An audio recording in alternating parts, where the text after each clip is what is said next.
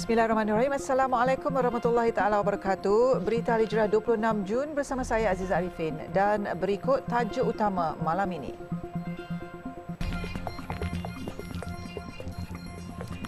$31,600 jemaah haji Malaysia menuju Arafah. Juga didakwa 3 pertuduhan, Inspektor Sheila mengaku tidak bersalah.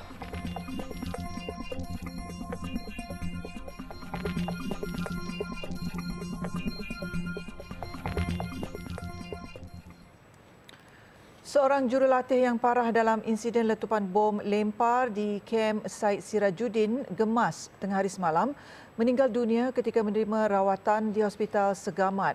Allahyarham dikenali sebagai Kopral Udara Syuaib Bidin, 33 tahun dan merupakan jurulatih di Institut Pengajian Pentadbiran dan Pengurusan Instar Pengkalan Udara Sendayan.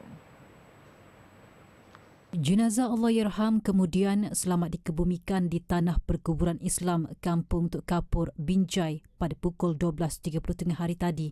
Dalam kejadian sekitar 12.10 tengah hari semalam, seorang pelatih maut di lokasi kejadian akibat cedera parah ketika menjalani latihan menembak senjata bantuan dan bom lempar. Pelatih dikenali sebagai Allahyarham Laskar Udara Muhammad Iqmal Masdi, 22 tahun dan berasal dari Lenggeng Negeri Sembilan. Sementara itu, seorang lagi jurulatih yang cedera masih dalam pemantauan rapi dan keadaannya dilaporkan stabil. Markas TUDM dalam satu kenyataan akan memastikan semua urusan kebajikan keluarga mangsa-mangsa yang terlibat diutamakan serta urusan pengebumian disempurnakan dengan sebaik-baiknya. 31,600 jemaah haji Malaysia mula bergerak ke Arafah seawal jam 7 pagi tadi waktu tempatan bagi menyempurnakan ibadah wukuf pada 9 Zulhijjah. Ketua Rombongan Haji Malaysia, Datuk Seri Said Saleh berkata, 21 bas disediakan di setiap maktab penginapan bagi membawa jemaah muassasah secara berperingkat mengikut 3 penggiliran. Laporannya bersama Sadiq Hakim Azman dari Makkah. Pada hari ini sebanyak 510 bas akan bergerak untuk membawa jemaah haji muassasah ke Arafah. Setelah selesai semua pergerakan jemaah haji daripada Mekah ke Arafah, pihak tabung haji akan membuat semakan dari bilik ke bilik di semua hotel-hotel penginapan jemaah haji supaya memastikan tidak ada yang tercicir. Dalam masa yang sama juga, petugas-petugas tabung haji akan meronda persekitaran dan di dalam Masjidil Haram juga untuk memastikan tiada jemaah haji Malaysia yang tertinggal untuk pergi wukuf di Arafah. Terdahulu, seramai 300 petugas haji telah bergerak ke Arafah malam semalam waktu tempatan bagi membuat persiapan akhir menyambut ketibaan jemaah. Sementara itu, 1,924 jemaah haji package di bawah pengelola jemaah haji PJH dibawa menggunakan 179 bas. Tambah Datuk Seri Said Saleh, TH juga mengaktifkan bilik gerakan di Arafah bagi melancarkan urusan jemaah haji di sana. Terdahulu, Arab Saudi mengumumkan hari wukuf jatuh pada hari esok sekaligus menandakan kemuncak ibadah haji. Kesemua 31,600 jemaah tabung haji sedang digerakkan secara berperingkat menuju ke Padang Arafah. Di sini akan bermulanya kemuncak haji yang utama iaitu wukuf di Arafah. Laporan Sadiq Hakim Azman dan juru kamera Nur Imran Nurdin untuk Berita Al-Hijrah.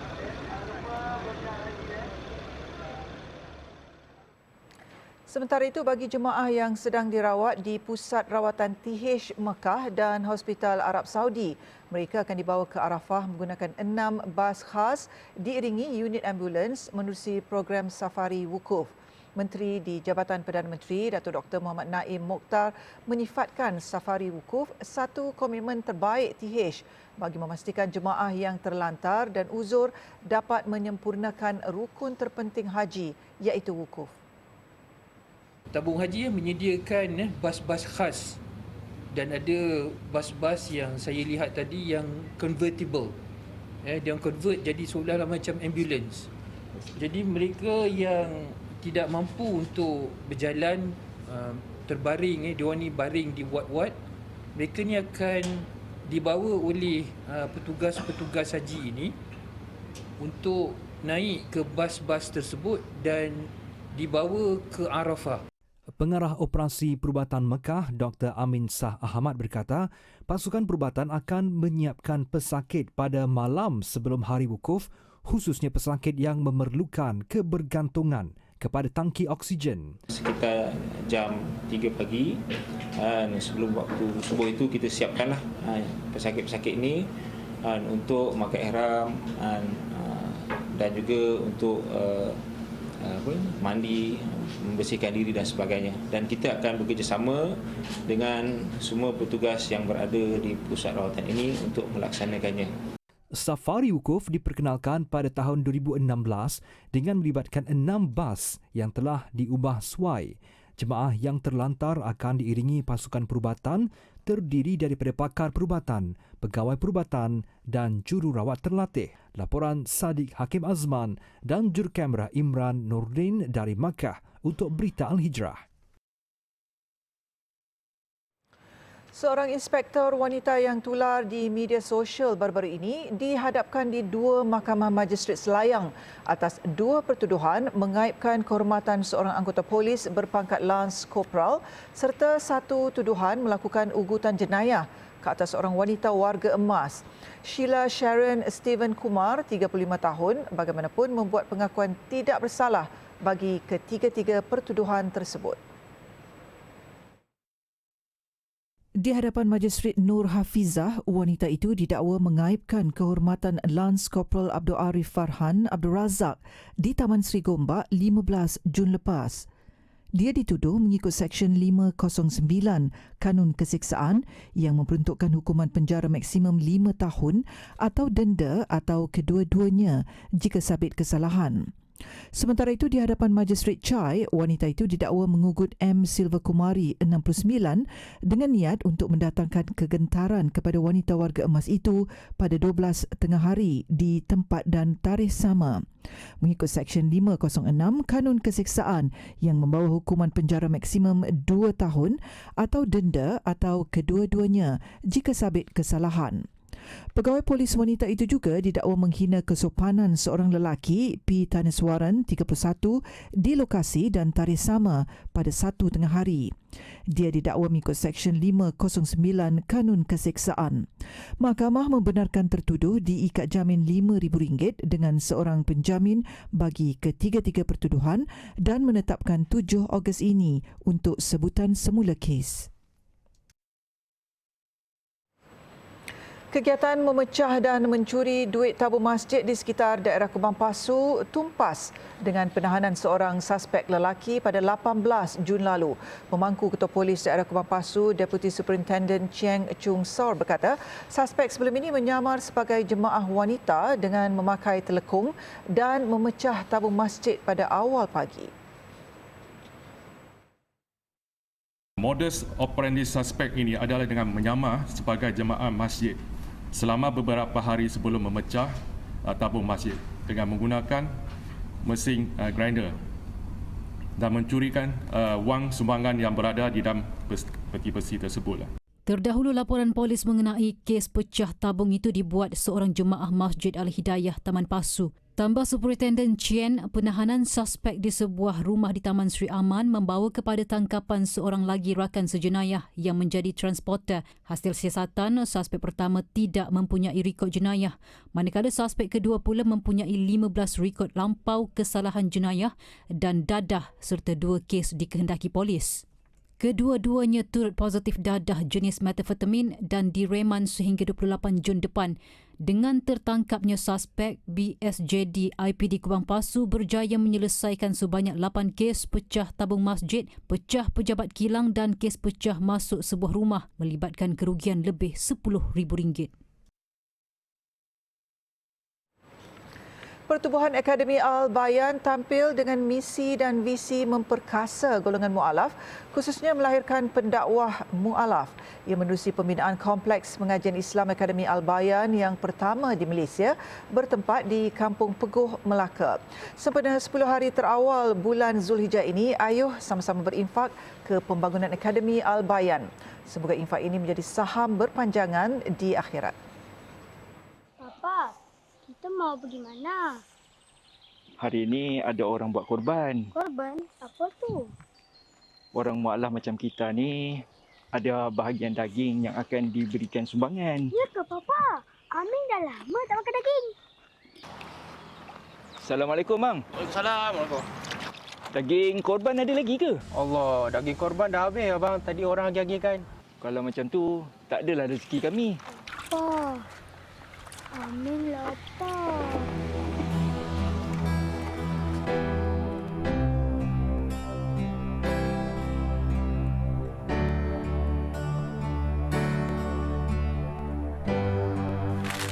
Kalau ada lemang ke rendang tu bawa lah ke sini. Saya memang suka, Man. Boleh. Jangan lupa pula. Kita makan dalam. Dek. Kenapa, Papa?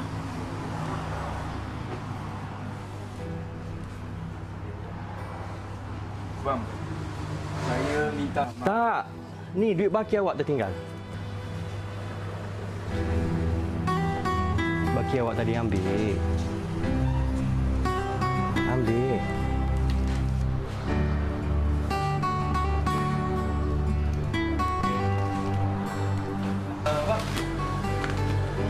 Abangnya beras tu tinggal ni. Okey bang eh? Ni Pak Lee, RM2 dah ni. Abang Mat. Salih. Kat sini punya Abang Mat. Tadi saya pergi pondok abang tadi. Tak ada orang. Ni ha, ada daging tu abang.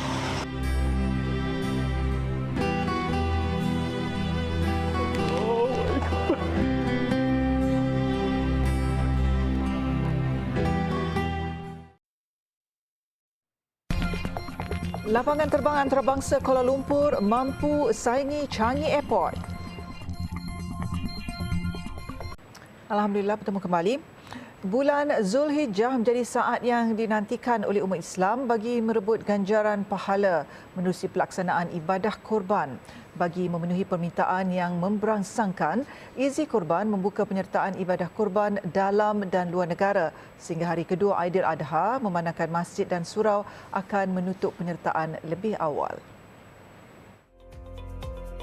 Menurut Pegawai Syariah Izi Kurban Muhammad Amirul Kamaruddin, dengan sistem pengurusan yang sistematik, pihaknya yakin untuk menerima penyertaan di saat-saat akhir. Macam saya sebutkan tadi, adalah negara pelaksanaan kita yang lebih meluas dan Alhamdulillah tahun ini kita ada 41 buah negara termasuk Malaysia, dan sebab itulah di negara-negara lain yang mana penyertaan yang kita boleh salurkan ataupun kita hantar ke luar negara sehinggalah raya keempat. Jadi kita ada 4 hari untuk waktu sembelihan korban. Sebab itu kita boleh tutup pada hari raya kedua, kemudian raya ketiga dan raya keempat itu adalah waktu untuk pelaksanaan ataupun penyembelihan ibadah korban. Sementara itu, bagi memudahkan urusan peserta ibadah korban, Izi Kurban buat julung kalinya bekerjasama dengan Perkhidmatan Perbankan Islam Maybank Islamic. Kesemua transaksi bermula daripada pendaftaran sehingga proses pembelian haiwan dengan pembekal di kesemua 41 negara akan disahkan oleh Awaris Berhad selaku pemegang amanah yang dilantik. Ia sekaligus membuktikan ketedusan Izi Kurban bagi memberi keyakinan kepada umat Islam. Saya senanglah dan saya senang untuk proses dia lah. So after macam dia orang dah buat proses tu, kita akan tahu proses, dia akan info kat kita macam mana apa semua. So bagi saya senang lah. Lagi satu, dia buat pada banyak negara yang susah-susah. So cara tu lah saya pilih. Alhamdulillah pun puas hati lah sebab dia menunjukkan mana yang dekat mana yang kita boleh korbankan dan lebih jelas lah kita faham. Saya dapat insyaAllah percaya 100%. Memang mana siapa-siapa yang agak-agak yang dah terlewat tu eloklah hantar kat sini je kan. Ini pun murah. 350 tu kita boleh dah buat satu bahagian kan. Itu yang saya mudah kat sini. Izi Kurban merupakan organisasi pertama bagi perkhidmatan korban dan akikah yang menerima pengiktirafan MS-ISO 9001-2015 Sistem Pengurusan Kualiti dan MS-1900-2014 Sistem Pengurusan Kualiti berasaskan syariah. Orang ramai yang ingin melakukan ibadah korban tahun ini boleh layari laman web www.izikurban.org atau hubungi talian yang tertera.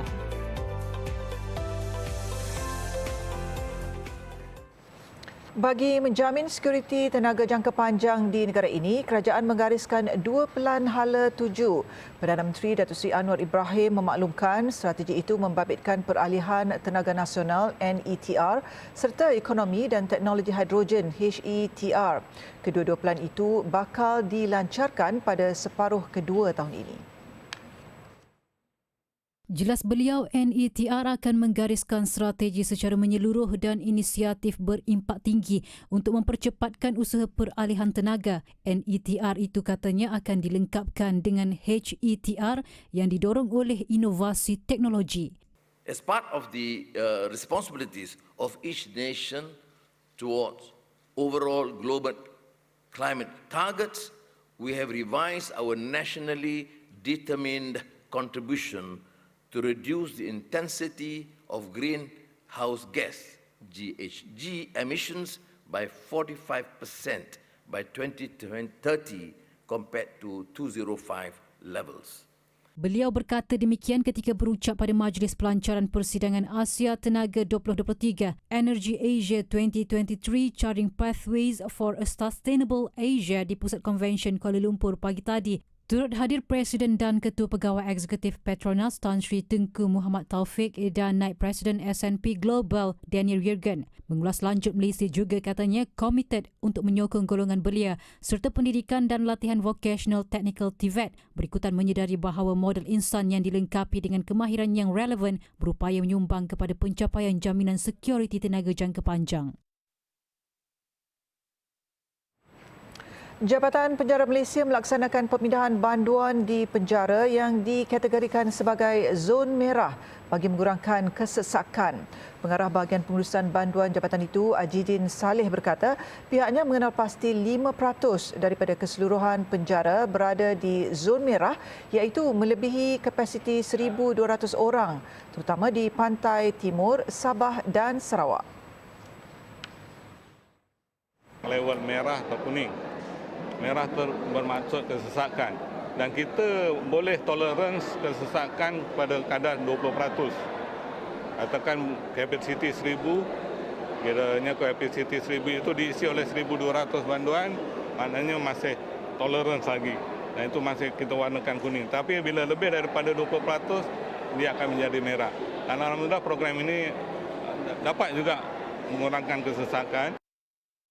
Beliau berkata demikian ketika ditemui selepas menyampaikan anugerah kecemerlangan kepada pelatih yang mendapat keputusan cemerlang dalam Sijil Pelajaran Malaysia SPM 2022 di Sekolah Henry Gurney di Teluk Mas, Melaka hari ini. Selain kaedah pemindahan antara penjara, pihaknya turut melaksanakan program pelepasan banduan secara berlesen PBSL di bawah kuasa Ketua Pengarah Penjara.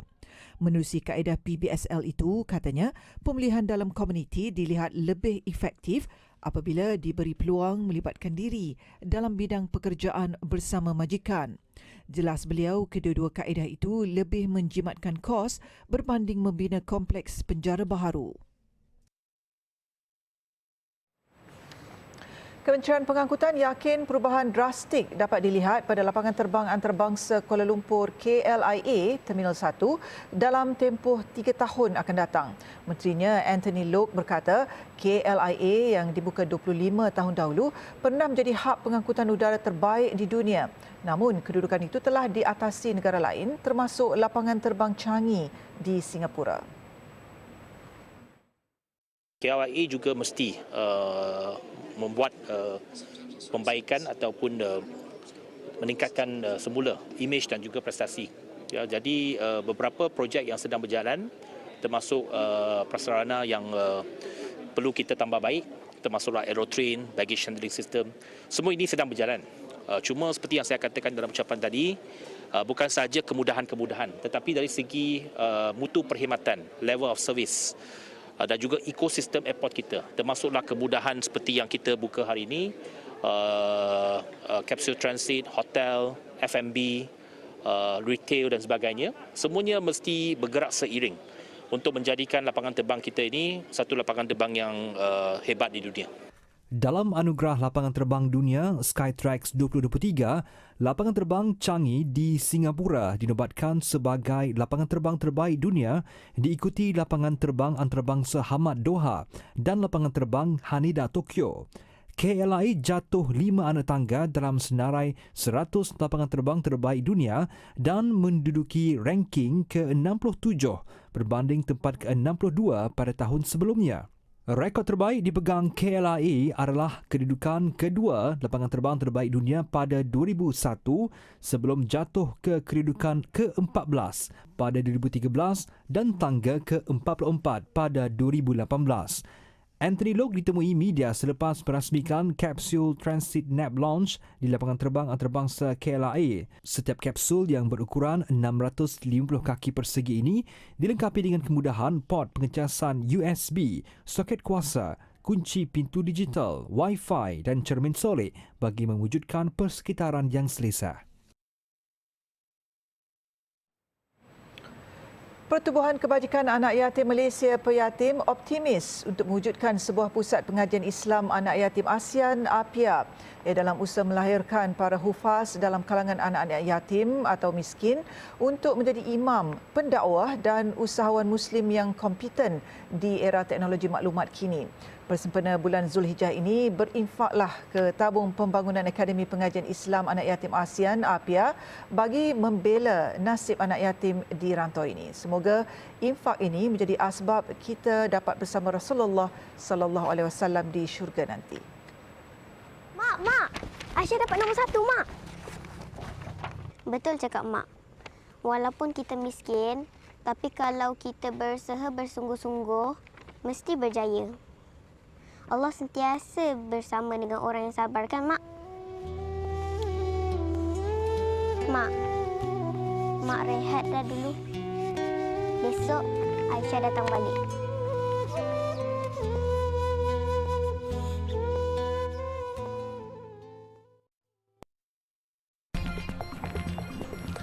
Rollercoaster terjunam, seorang maut.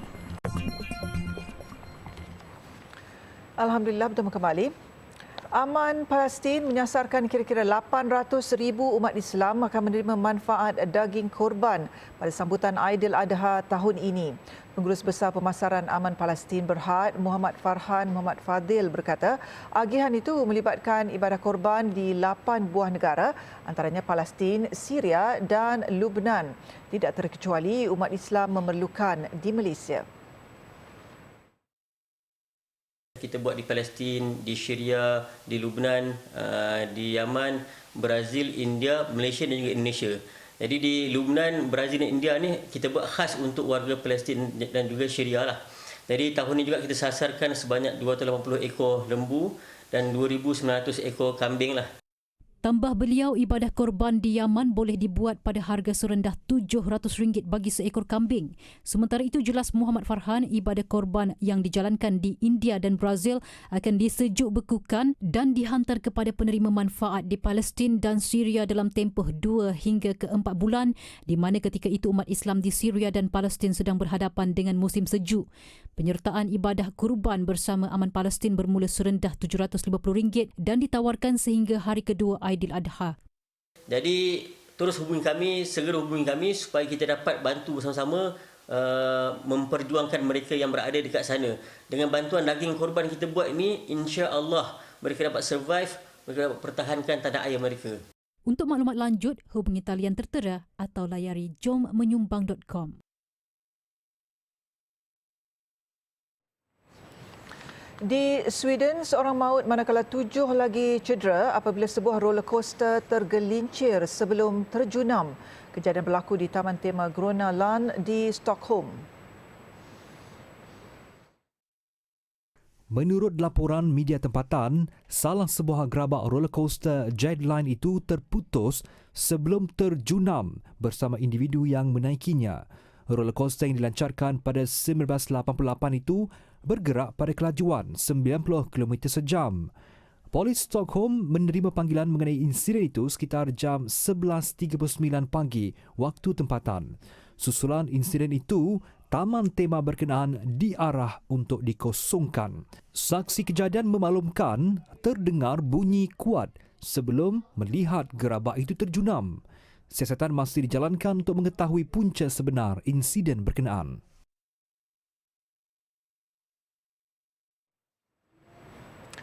Pelarian Palestin dan Syria di Lubnan sudah merasai kesusahan berpuluh tahun lamanya. Sudah pasti mereka juga mempunyai harapan untuk keluar daripada kesusahan hidup meskipun bermula dengan usaha yang kecil. Namun tidak menjadi kesalahan untuk kita bersama-sama memberikan bantuan yang terbaik buat mereka di sana agar kehidupan mereka menjadi semakin baik. Layari www.jommenyumbang.com untuk menyertai ibadah korban di Bumi Anbiya atau hubungi 0389267019 untuk pertanyaan lanjut. Ibadah korban tanda kasih.